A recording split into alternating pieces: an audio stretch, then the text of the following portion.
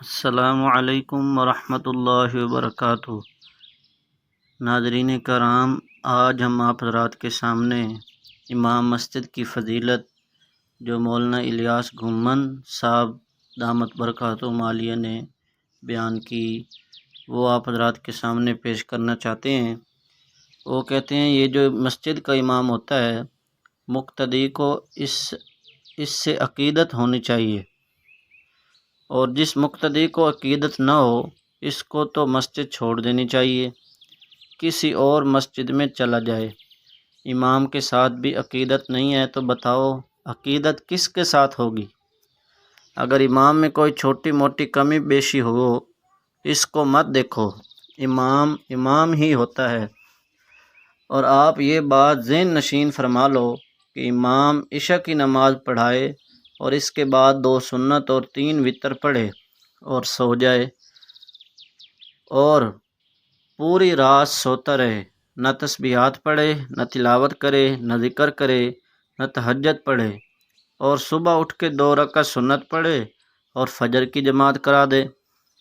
اور اس کے پیچھے کا جو مقتدی ہے وہ عشاء کی فرض پڑھے، پھر سنت پڑھے، پھر نفل پڑھے، اور پوری رات کھڑے ہو کے قرآن کی تلاوت کرے، پوری رات کھڑا رہے، اور پوری رات 1 کروڑ روپے صدقہ کر دے، اور صبح پھر امام کے پیچھے نماز پڑھے۔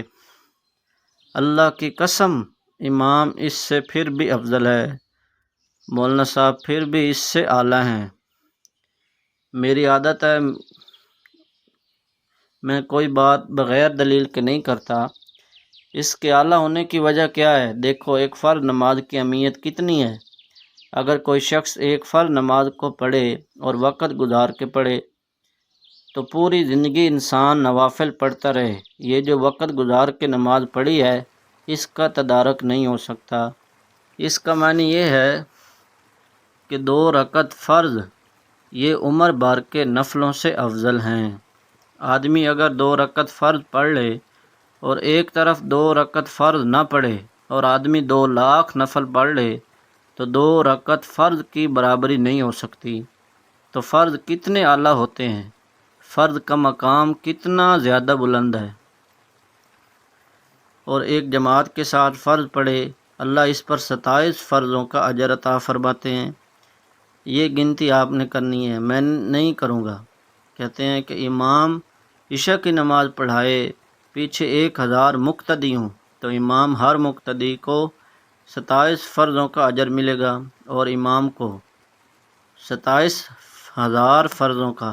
اور امام صبح فجر کی نماز پڑھائے تو ہر مقتدی کو 27 فرضوں کا اور امام کو 27,000 کا، تو 27 اور جمع 27 54,000۔ تو اس کا معنی اگر مقتدی 1000 ہوں تو امام کو 54,000 فرضوں کا اجر ملتا ہے۔